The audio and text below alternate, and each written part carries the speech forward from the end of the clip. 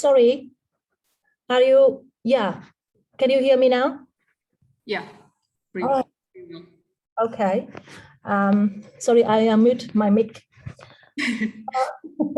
Okay. We greatly welcome Ms. Bonreach Kleng in this parallel live 30 minutes presentation, which is entitled The Opportunity in Global Pandemic in Upbringing Cambodian Public Education Context. About our presenter, Ms. Bonreach Kleng is a former fellow at Teach for Cambodia, and now she is a lower secondary English school teacher in Cambodia.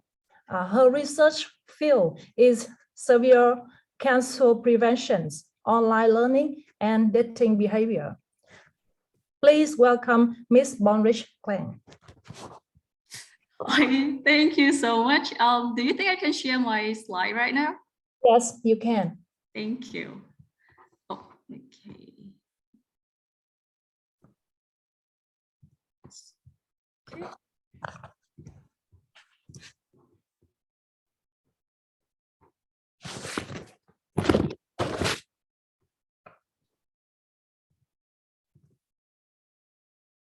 All right, so everybody can see my slide, right? Perfect. Yes. Yes. Okay, cool. So again, hi everyone. Good morning. Thanks for joining this this room. For those who joining this room, I'm pretty sure you're interested in public education, and so do I.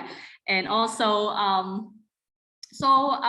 in today's session, there's two things that I would want to address about. So the first one is the challenges that public school teacher face, and also the strategy or the solution that we are trying to solve, like the solution that we are giving to the student. So, but before going to this thing, I'm going to tell you about overall about me and also about my school. So, so I'm actually not a official government teacher. So I'm actually a fellow from Teach for Cambodia. So Teach for Cambodia is an organization that aims to provide the quality of education to public school students, and they recruit young professional people to work in the public school for 2 years, and they currently teaching at 3 provinces. One is in Phnom Penh, the capital city of Cambodia, and another one is in Kendal and Kampong Chhnang. And I was placed in GSM Samki High School. So that one is one of the largest school in Phnom Penh, Cambodia, and it consists of 6,000 students. And the class ratio is between 50 to 80 students per class. And I teach in grade 8 and 9. So you can see that the class ratio, the amount of students is very high. So it's very hard for us to teach in class, let alone move to online. So when the COVID hit Cambodia, I think in February 2020, the first time it hit, and the Ministry of Education, Youth and Sport announced the closure to both public and private educational institutions and switched to online class overnight. Definitely, it froze everybody. It froze the teacher, froze the student, all the educational stakeholder. We don't know how this work, how online learning work. Again, we from public school teacher, there's like a lot of things that we don't really know, and that was like at that time we was like, what are we going to do? And at the same time, we were scared that this COVID-19 things, it's affecting people's life. So that was hard. And then again, I will just talk about the challenge that the school are facing. So the first one is like when the COVID hit and we're switching to online learning for school themselves, we don't have enough facility. We don't have enough computer, we don't have internet access for the teachers, so they have to teach online, they teach at home.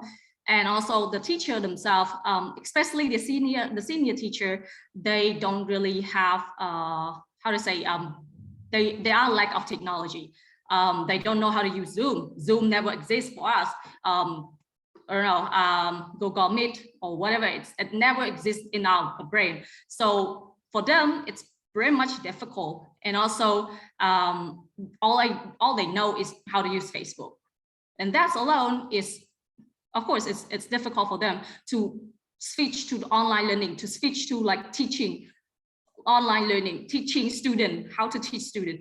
And also like the feeling of being scared of infected COVID-19, that kind of feeling is like depressing the teacher, also the student. And then it's kind of affect their quality of teaching and the way they deliver the lesson to the student. And that also, and this thing affect to student themselves as well. And then move to the student. Of course, most of my students are from slum area. So the background of my student is mostly a middle or lower income family. So of course, technology, they don't really have a smartphone or a computer. The internet access, sometimes it's very slow. Sometimes they don't even have money to top up for the internet because, again, family economic, they are from like slum area. So their family just trying to get the money, trying to have the money to feed their stomach. So this is the problem that are facing. And also the motivation, they don't have motivation to study. They feel like, honestly, I get from my student, they feel like, our teacher, online class is boring. I cannot concentrate on my study. I feel sleepy all the times. And then again, the scared of getting COVID-19, that thing that they cannot leave home. They have to stay at home. They read a lot of news about COVID, like every single day on Facebook, everything is about COVID, and it's depressing people so much. And also they don't have self-regulated learning. I'm not saying that totally don't, like all of them don't, but what I'm saying is that most of them, they usually depend on the teacher. In the class, they usually like teacher is the one who guide them, but in online class, the teacher is not there to just teach them. So then they feel like, oh wait, what I'm gonna do? Who's am I going to like talk to? Like this kind of thing, which is like make them feel like I cannot study online. So this is like the problem that we're facing. I'm pretty sure that it's actually a universal challenges, but this is like what our public school facing. And then the question is, I'm pretty sure I'm not going to complain, but here is just like the question is that how do we adopt this new learning style? Like how? Because we don't know that when the COVID ends, and if we continue to have these online things, how are we going to change it? How are we going to adopt this new learning? So I'm going to tell you the strategy or the techniques that I do that that gain at least 60% of my students coming to class regularly. And actually, it's really helpful for me, and I'm hoping that it's really helpful for you too. So in order to create, to make students wanting to come to our class, there's very few things that you need to have in the class. I mean, to make the student feel like the environment of the class is fun, it makes them feel like they want to join. And that is the three things that I will talk. The first one is social presence. The second one is connective presence. And the third one is teaching presence. And I'm going to explain you one by one with the activity that I did with my student in the class. Okay, so yeah, that's my picture. That was not during COVID, by the way. It was before, I just took it. So that one is social presence. So social presence, it's the feeling of trust. The students feel that they trust the teacher, they trust the classmate, they feel like they belong to the community, they feel like there's no judgment in the class, and they can talk to the teacher, to everyone. They feel like they are there, they belong to this community. That's the feeling that we need to give to the student while we teach online. We need to make them feel like they trust us, they feel like they belong here, they feel like their voice being heard. And what I did usually is that I always have a few minutes of like chit chat or talk with my students. Or sometimes like 30 minutes, I'm kind of like, sometimes I kind of, it times a lot. So basically it's like, I always have time for my students to rant about their problem, because, you know, when during COVID, again, people just need someone to listen to, and they study like many hours. Sometimes they just have to write down a lot of things. So they need somebody to talk to. there we are as a teacher, we have to listen to their voice, and we have to actually acknowledge that they have the problem and we cannot expect them to do everything like perfectly. And as a teacher, that's definitely what we need to do. And that's like, I always give them time to just like, yeah, talk to me and feel like, I feel like, yeah, I was there to listen to them. And then also at the same time, I sometimes don't consider myself as a teacher, but instead I consider myself as a senior who would want to share them the experience and share them something that I wish I could tell to my younger self. And then I would just tell them not to just follow me, but using their judgment and do it, but they have to accept that the consequence of their action. So this is what I'm usually teaching my students. And they are like, the age is like 14 to 15 years old. So I'm pretty sure that they're pretty much like thinking a lot. And so I think I'm teaching my student to actually owning their action. And yeah, that's what I'm doing with this social presence. For the cognitive presence, it means the ability to construct the meaning through reflection and critical thinking. So this is about our lesson. So what it means? So we follow textbook, right? So for us, for me, I don't want to be a slave of textbook. This is what my teacher told me. Don't be a slave of textbook. So what does that mean? That means you can definitely follow the textbook, the content of the textbook, but choose the very important thing about textbook. But then insert other things inside of the classroom as well. For example, I use storytelling through music. So I teach my student music, and then I told them to make a reflection to connect themselves into the music, to make them think. And that's also one thing that you can learn, you can connect. But it's not just about the book, grammar, but also something about that, but you can also integrate grammar inside this music as well. It's something that we as a teacher can try and make students feel like, oh, this is not just only go and learning grammar, vocabulary, reading, but there's something about music, there's something about speaking. Sometimes I use like speaking class. It's not, we don't have speaking class in public school, but I do it anyway. So in speaking class, I usually I give them like a different topic, and then I bring the speaker, like my friend from other, and then be there to judge them, to give them a feedback. So we give this constructive feedback to the student and make them feel like, oh yeah, it's a real thing, I need to be prepared. So this is something that we can do as a teacher as well. So we need to make like using variety of method in each week, activity in each week, to make them feel like this is fresh new. It's just not everyday boring class. So the last one is teaching present. Teaching present is basically us as a teacher. We need to like design, facilitate, and direct students to have both social present and connected present in themselves. Basically, it's like we need to have like a tool, technology tool, for example, Kahoot, quiz, I don't know, like there's a lot out there. So we have to use that to actually make students feel like fun, like different activity, different direction. So as a teacher, this teaching present is basically the method or methodology that we use to teach, to make this, to make both present like go smoothly. So after doing this thing, and the result that I got is that I compare myself between 2020 to 2021. I see my student change.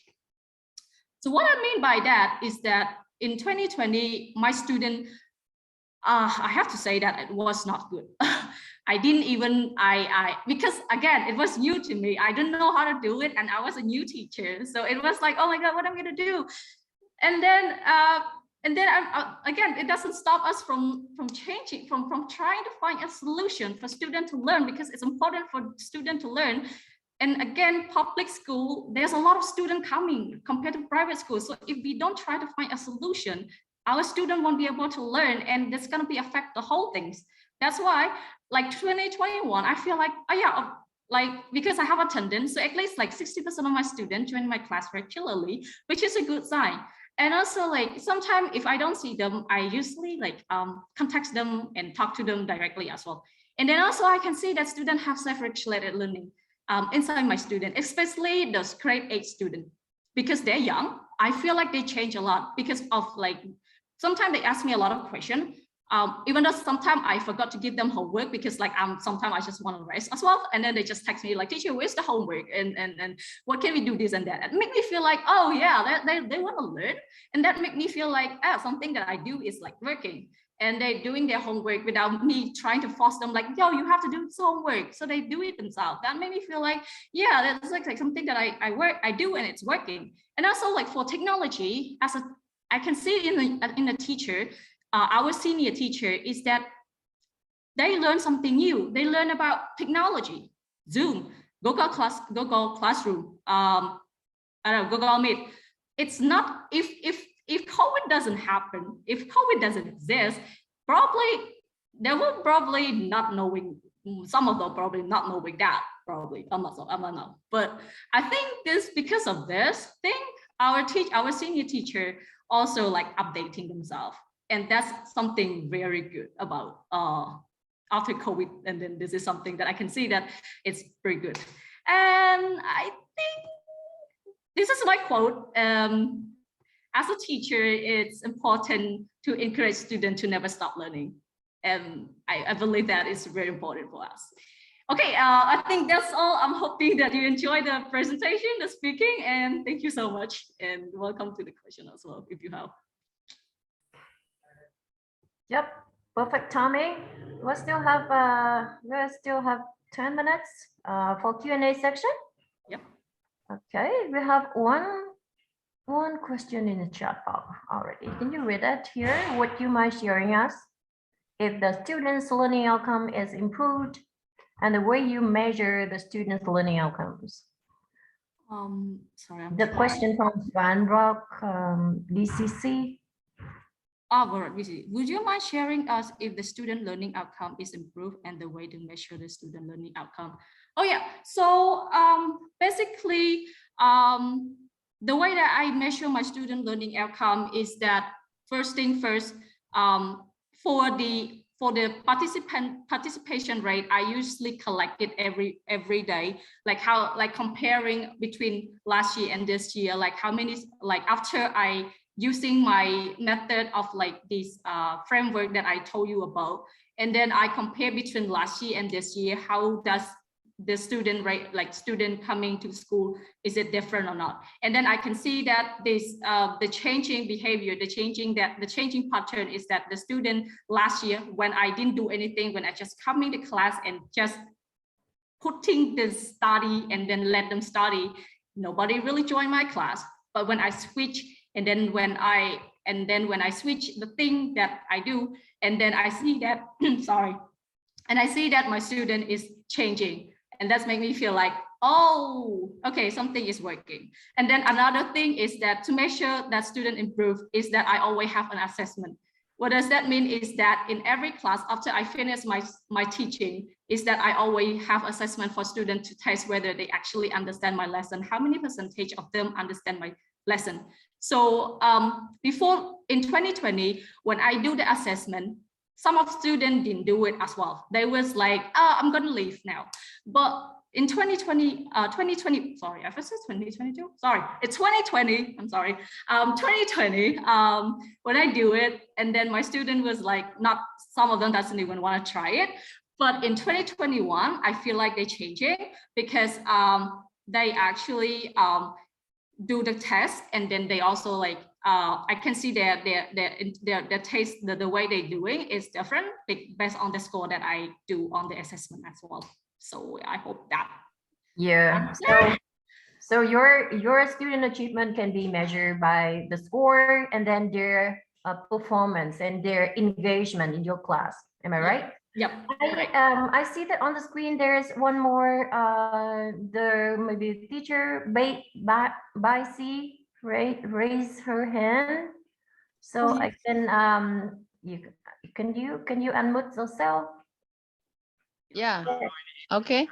Good. Good morning. Can you hear me? Yep. Sure. Yes. Yeah, I have one question to ask you. I'm from Laos. Thank you very much for your presentation. As nowadays we all face on COVID-19, so it is difficult to teach students face to face. My question is, do the students in the rural areas can access internet in your country? And how do you teach those students in rural areas? Okay. Thank you.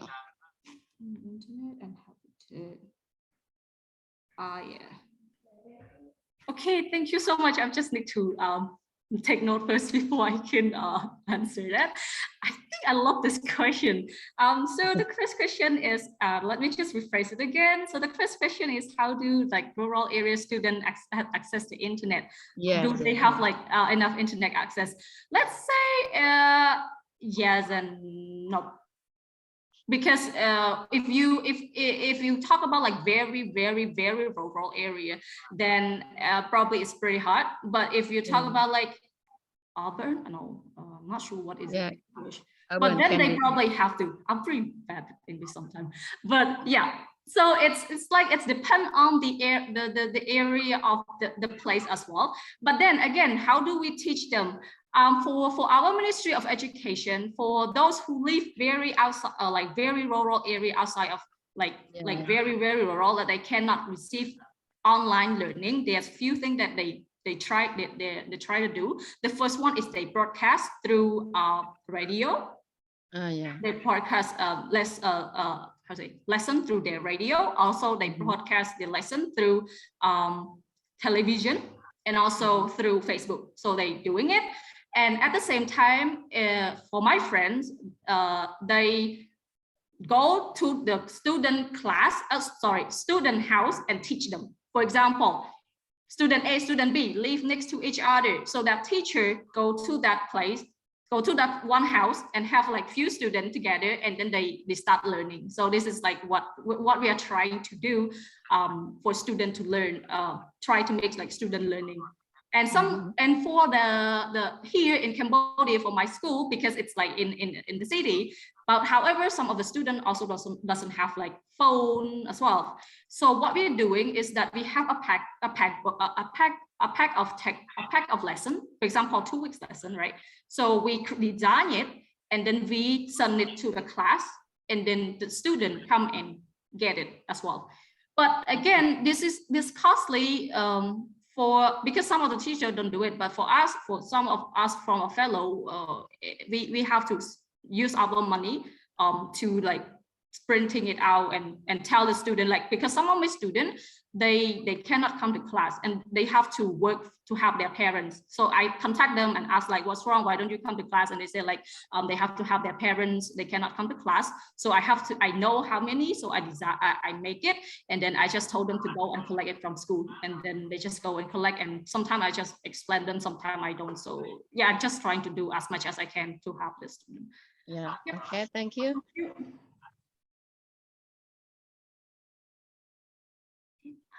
All right, thank you, Bonreach. I see one more question in the chat box. Yeah. You look at it. Okay. Oh, okay. Oh yes. From Hamli. Okay. My school is in rural area, and less teachers are teaching online Zoom. Therefore, not many students are interested in online learning. So, should administrator work with teacher or student to improve their learning? Work with teacher. How many students are you working with as fellow? Okay, thank you so much, Hali Khan. I understand definitely like working in rural area, it's like almost like impossible. So let me just answer the question that, directly. The second question first, because the second question I just can't answer it. So how many students am I working with as a fellow? So so right now I work with, so one of my class contain of, I don't know, forgot, 60 something ish student per class. So I teach 5 class. So I'm just going to total. So it's around like 300 students that I have in myself. But however, again, I didn't get all of them. Some of them are super lazy too, so they don't want to come. So again, it's out of my control. I'm trying my best, and if they're not coming, so I don't. So I don't really have choice. So I just focus on those who really want to study. And then another question is that should administrator work with teacher or student to improve their the student learning? Yes, I think it's definitely all people have are responsible for student learning, include student themselves.